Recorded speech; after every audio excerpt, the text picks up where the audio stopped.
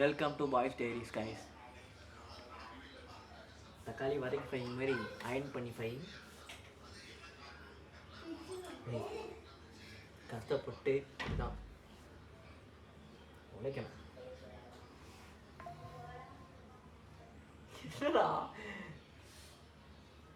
Costume change அந்த மாதிரி அடுத்து இந்த வந்துட்டு கான்செப்ட் அப்போ இந்த காஸ்டியூமில் பார்ப்பீங்க.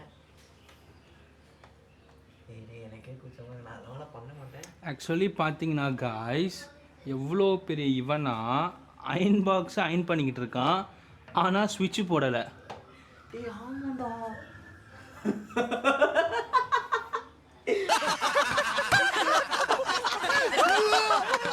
என்னடா இது, நம்மளும் அழுத்தி எழுதி பார்க்குறோம், இது ஆக மாட்டேது. சாரி.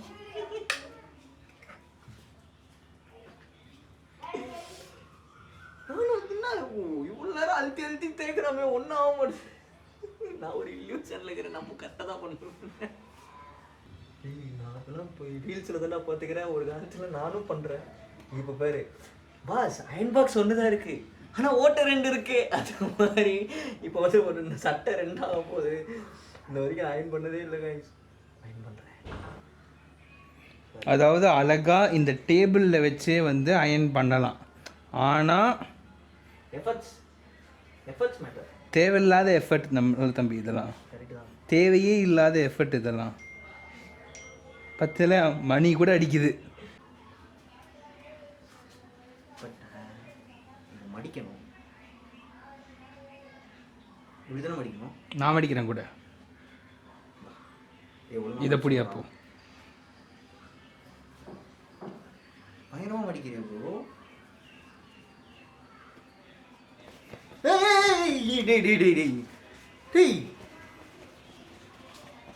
அவ்வளோதான்.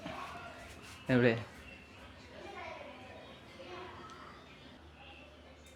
நான் அயன் பண்ற கடையில தண்ணி தெளிப்பாங்க, அதெல்லாம் பண்ணலாம். இதோ தெளிக்கிறேன். இரு ப்ரோ இது பண்ணாதடா. ரசம் இருக்கு, பரவாயில்லையா? ரசம்லாம் தெளிச்சுன காலி. அம்மா அம்மா இருக்கு. அம்மா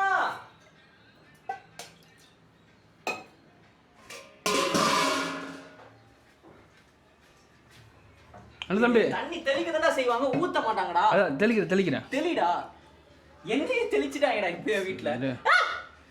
அவ்வளோதான். எப்படி ப்ரோ, எனக்கு பெரிய வருது ப்ரோ. இப்போ நான் வெள்ளை சட்டையே போடுவேன், நான் இதுலயே வரேன்டா, நான் இப்படியே இருந்துக்கிறேன்டா. கூடு வச்சிருவேன்.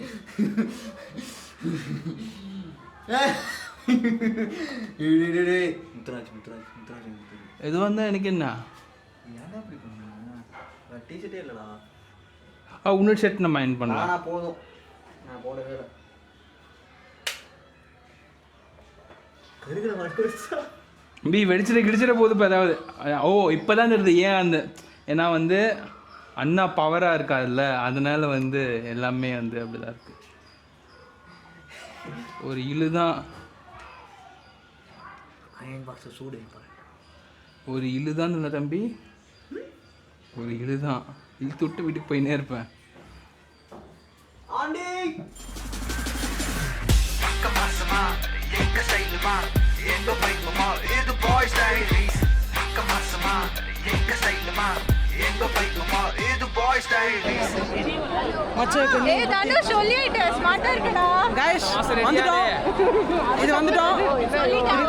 இது பேர் என்ன? மைக்கே போடலடா.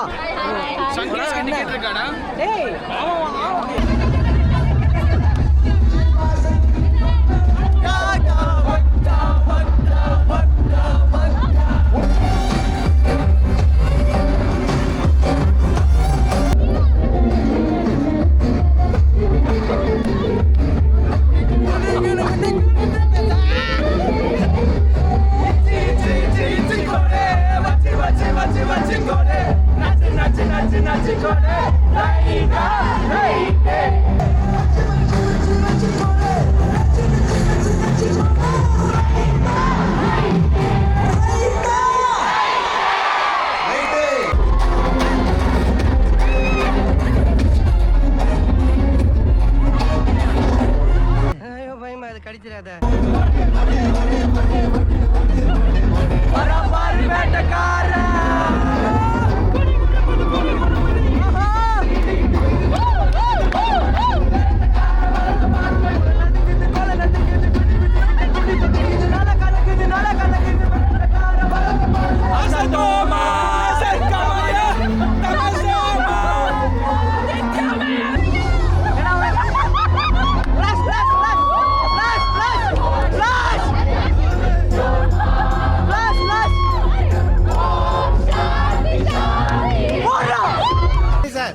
இங்க பாருங்க சார், ஒரே பைத்தியங்களா இருக்கு சார். சார் எஸ்ஐ சார்,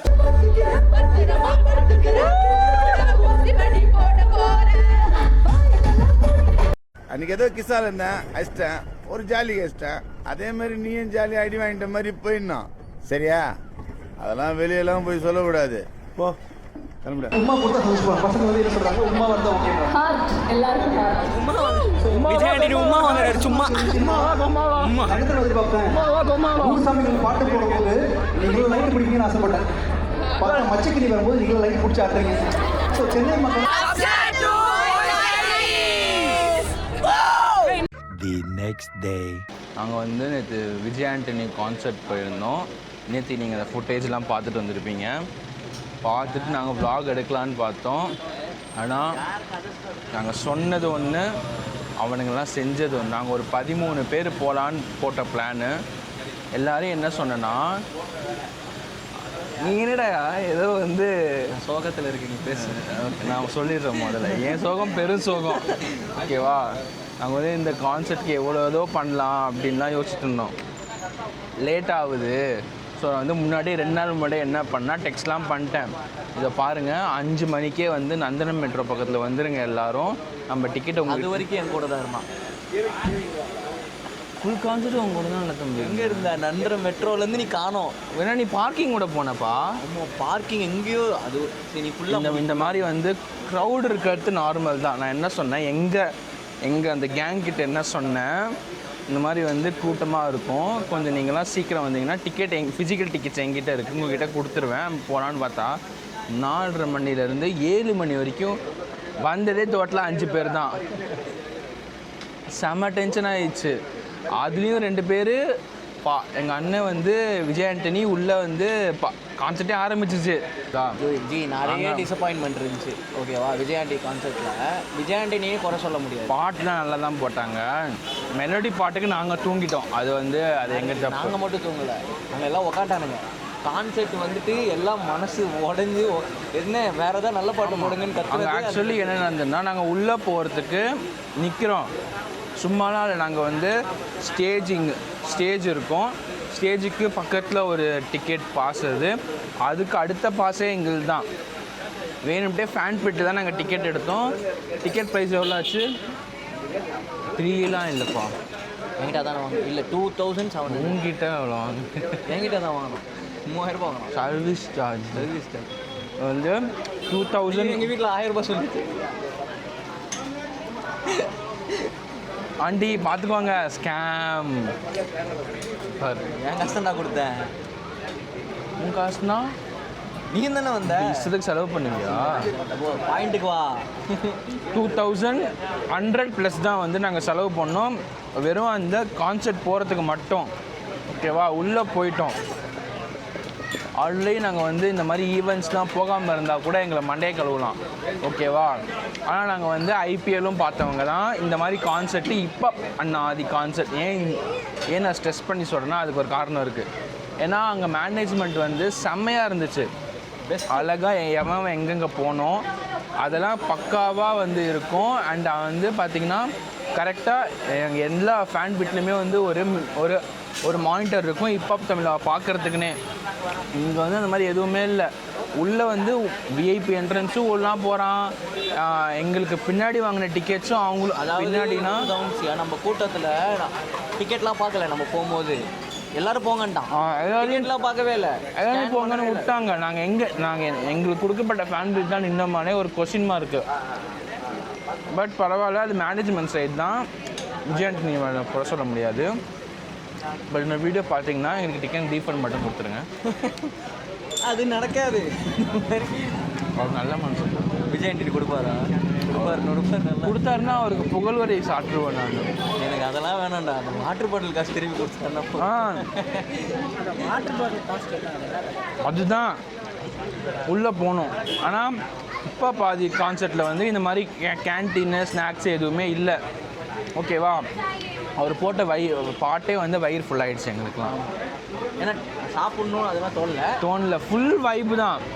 ஆனால் டயர்டாக இருந்துச்சு தான், தண்ணி கொடுத்துருக்கலாமேன்னு அங்கே ஒரு கன்சர்ன் இருந்துச்சு. ஆனால் இந்த கான்செர்ட்டில் டாமினோஸ் இருந்துச்சு, நிறைய இன்ஃப்ளூயன்சஸ்லாம் ஸ்டால் போட்டிருந்தாங்க, தண்ணி, கோக்கு, பெப்சி எல்லாமே விற்றான். நாங்கள் போய் வந்து ஓகே இருக்குது போலன்னு வந்து நாங்கள் போய் கேட்டோம். இந்த மாதிரி வந்து தண்ணி வேணும்னு போய் கேட்குறோம். கேட்டால் அவன் என்ன சொல்கிறான்னா, நீங்கள் வந்து ஒரு கார்டு வாங்கணும் அப்படின்னா. எதுக்கு கார்டு அப்படின்னு கேட்டால், அப்போ தான் நீங்கள் வந்து உள்ளே போய் வாங்க முடியும்னா. சரி ஓகே கார்டு கொடுறான்னு கேட்டால் கார்டுக்கு 50 ரூபாய் கேட்குறான். எனக்கு ஒன்றும் பொருள். இந்த ஃபோரம் மால்லாம் போனீங்கன்னா அந்த ஃபன் சிட்டியில் ஃபுட் கோர்ட்லேயே கார்டு இருக்கும், அந்த மாதிரி கார்டு கொடுக்குறானுங்க. கார்டு அவங்ககிட்ட கார்டு 50 ரூபாயா. சரி ஓகே இதுதான் மெயின். கார்டு கூட ஓகே ஃபைன், அது ஈவெண்ட் மேனேஜ்மெண்ட் பண்ணுறாங்கன்னு கொடுத்துடலான்னு வச்சுக்கோங்க. குடிக்கிற தண்ணி பாட்டில் வாங்குகிறோம். வாங்கினது பிஸ்லரியில் வேதிக்கான்னு அந்த எல்லோ கலர் மூடி போட்ட பாட்டில் 500 ml தான். அதுதான் இங்கே வந்து இது இதை பாருங்கள், நாங்கள் இந்த வாட்டர் பாட்டில் தான் வாங்கினோம். ஓகேவா, வாங்கி இதுவும் வந்து சேம் தான். அதே 500 லிட்டர் தான். பட் இதுவே 1 லிட்டரு. இதுவே 1 லிட்டர் தான். ஆனால் எங்களுக்கு ஆன்லைனில் வந்து இது 60 ரூபான்னு போட்டிருக்கு, அடித்து 49 ரூபா கொடுத்தா போடுன்னு போட்டிருக்கு. ஓகேவா, ஆனால் இந்த வாட்டர் பாட்டிலுக்கு நாங்கள் வந்து எவ்வளோன்னு கேட்டால், இதை வந்து அவன் 50 ரூபா சொல்லிட்டு இருந்தால் கூட ஓகே எம்ஆர்பி ரேட்டில் விற்கிறான்னு வாங்கியிருப்போம். ஆனால் வந்து 100 ரூபா கேட்குறான். வாட்டர் பாட்டிலுக்கு எதுக்கு 100 ரூபான்னா அமைதியாக நிற்கிறானுங்க, பேசவே இல்லை. சரி ஓகே வாட்டர் பாட்டில் 100 ரூபா நிற்கிறானா, அதே தான்டா, அதே தான். எனக்கு ஒன்றும் புரியல, ஒன்றுமே புரியல. ஏன்டா வாட்டர் பாட்டில் எதுக்குடா 100 ரூபா? தண்ணி தாக்கட்டிக்குதுடா, வாட்டர் பாட்டில் இருக்குடா. அங்கே போய் எம்ஆர்பி ரேட்டு தாண்டி எப்படி விற்குன்னு கேட்டால் அப்படியே நிற்கிறான். இது நாங்கள் போய் டின்னர் சாப்பிட்டோம். போய் டின்னர் சாப்பிட்டோம். முடிச்சுட்டு போய் டின்னர் சாப்பிட்டோம். அந்த பில்லே வந்து 2500 ரூபா தான் வந்துச்சு. ஆனால் நாங்கள் தண்ணிக்கு மட்டுமே 1000 ரூபாய் செலவழிச்சிருக்கோம். செம்ம டிசப்பாயின்மெண்ட்டு. அந்த நம்ம வாங்கின டிக்கெட் காசுக்கு பாதிக்கு பாதி தண்ணி நம்ம செலவு பண்ணுவோம். ஆமாம். ஸோ இந்த வீடியோவில் இதான் நடந்தது அப்படின்னு நாங்கள் சொல்லிவிட்டு நாங்கள் போய் அவங்களுக்கு டெக்ஸ்ட் பண்ணுறோம், மெயில் பண்ணுறோம். அவங்க ஒரு வேளை ரெஸ்பான்ஸ் வந்துருந்துச்சுன்னா உங்களுக்கு அதே ப்ராப்பராக ரெஸ்பான்ஸ் வந்து ஓகே நீங்கள் உங்களுக்கு வந்து அந்த எக்ஸ்ட்ரா காசு நாங்கள் இதனால தான் வாங்கியிருக்கோம் அப்படின்னு அவங்க கொடுக்குற ரீசன் வந்து ஆன்சரபிளாகவும் அக்செப்டபுளாகவும் இருந்துச்சுன்னா நாங்கள் வந்து அடுத்த வீடியோவில் அதையும் அப்டேட் பண்ணுறோம். இல்லை ஊஹோ அப்படின்னா அடுத்த வீடியோவில் பேபி கண்ணை வெட்டி டேஸ்ட் பண்ணுறோம். நம்மளுக்கு நிறைய பேபி கண்ணங்க இருக்காங்க தெரியுங்களா. எல்லாம் எங்கள் அண்ணா வந்து முன்கூட்டியே இந்த மாதிரி வந்து தமிழன் ஒரு படத்தில் இந்த மாதிரி அநியாயத்தெல்லாம் ஒரு பஸ் கண்டக்டர் வந்து 2 ரூபாவோ 1 ரூபாவோ சேஞ்ச் தரலன்னு கேஸ் போட்டு அவர் எடுத்துகிட்டு போய் நிறுத்தி படத்தில் வாங்கி கொடுத்தாரு.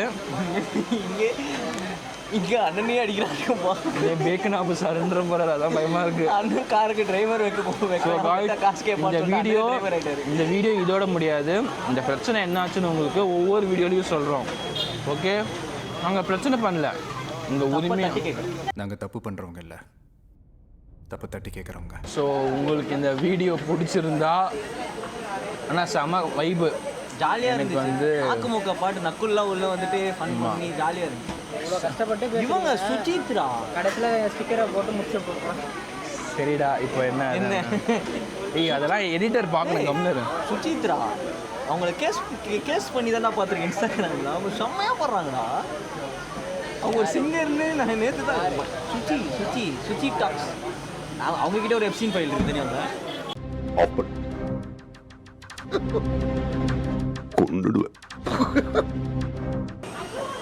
ஸோ காய்ஸ், இந்த வீடியோ உங்களுக்கு பிடிச்சிருந்தா லைக், ஷேர், கமெண்ட், சப்ஸ்கிரைப், இன்ஸ்டாவில் ஃபாலோ பண்ணிக்கோங்க. அண்ட் வந்து எங்களை மாதிரி நீங்களும் கஷ்டப்பட்டுருந்தீங்கன்னா கமெண்ட்டில் நீங்கள் போடுங்க. அதனால் ஒருவேளை எங்களுக்கு எங்கள் 10 ரூபாய் கிடச்சிதுன்னா உங்களுக்கும் அந்த 10 ரூபாயை நாங்கள் வாங்கி தரோம். அவங்களுக்கே வாங்கி தர? அவங்க என்ன கான்சர்ட் போனாங்களா? கான்சர்ட் போனவங்க வாங்கிட்டு கான்சர்ட் போயிருந்தா மட்டும்தான் ஏமாந்துருக்க முடியும். எல்லோரும் வந்து அதுதான் வேணாண்ணா. ஸோ காய்ஸ், கமெண்ட் செக்ஷனில் நீங்கள் சொல்லுங்கள். இப்போ வந்து நியாயத்துக்காக போராடுவோம், கவலைப்படாதீங்க, சிறப்பாக போராடுவோம். பட் விஜயாண்டின் மேலாம் தப்பு இல்லை, மேனேஜ்மெண்ட் மேலே நல்ல மனுஷன், நல்ல மனுஷன் தான். அவர் செம்மையாக பாடினார். சரி போதும் கேஸுக்கு போயிடலாம். Like, share and subscribe. கேஸா கோர்ட்டில் சந்திக்கிறோம் guys. சந்திக்கிறோம் பேபி கண்ணாவோட வரும் மிரட்டல் தான்